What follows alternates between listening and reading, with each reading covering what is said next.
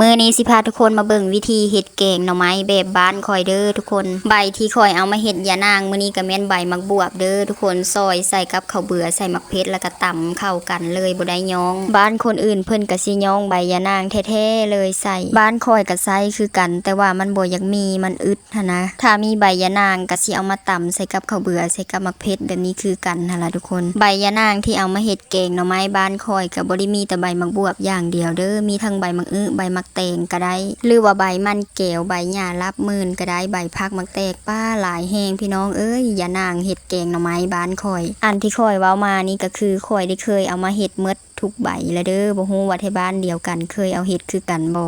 บางคนก็อาจสิบ่เคยเอาเห็ดเป็นบางใบเนาะแต่ว่าตำมักเพชรใส่กับใบยะนางใส่ข้าวเบื่อพร้อมกันนี่แน่นอนว่าทุกครอบครัวเลยแกงหน่อไม้แบบบ้านคอยแท้ๆนี่ก็คือต้มบ่ได้เย็นน้ำเลยเด้อต้มใส่เกลือแป้งนัวแล้วก็คือตำข้าวเบื่อแกงเลยแต่มื้อนี้คอยต้มเย็นน้ำแล้วจังแกงเพราะว่ามันเป็นหน่อไม้ถุงหันนะบ่แม่นหน่อไม้สดคันแม่นหน่อไม้สดก็สิต้มใส่เกลือแป้งนัวจืดแล้วก็แกงเลยบ่ได้เย็นน้ำออกแกงใส่ปลาแห้งนำพี่น้องแล้วก็มีลูกโดดมักเพชรหล่อพี่น้องเมื่อบ้านเมื่อช่วงสงกรานต์ก็เลยบ่มีเวลาไปหาหน่อไม้สดมาแกงก็เลยเอาหน่อไม้ถุงมาแกงพี่น้องเอ้ยหลังจากหม้อพดแล้วก็สิใส่ปลาแดกเป็นตอนลงไปแบบนี้เลยทุกคนปลาแดกแม่ขอนี่อยากบอกเลยว่าสุดยอดเรื่องกินเด้อปลาแดกเพิ่นเฮ็ดแซ่บแห้งบ่ว่าสิใส่แกงหรือใส่ตำหรือว่าเอาไปก้อยแจ่วกินส้มนี่ก็คือสุดยอดเลยพี่น้องหลังจากใส่ปลาแดกหม้อพดแล้วก็สิมาใส่ผักอีตู่สะแงะลงไปป้าอยากบอกเลยว่าหอมแห้งดนเติบแล้วที่บ่ได้กินแกงหน่อไม้ใส่ผักสะแงะแกงใส่หน่อไม้สดนี่แห้งคือสิคักแท้ผักสะแงะแกงใส่หน่อไม้ลายแบบ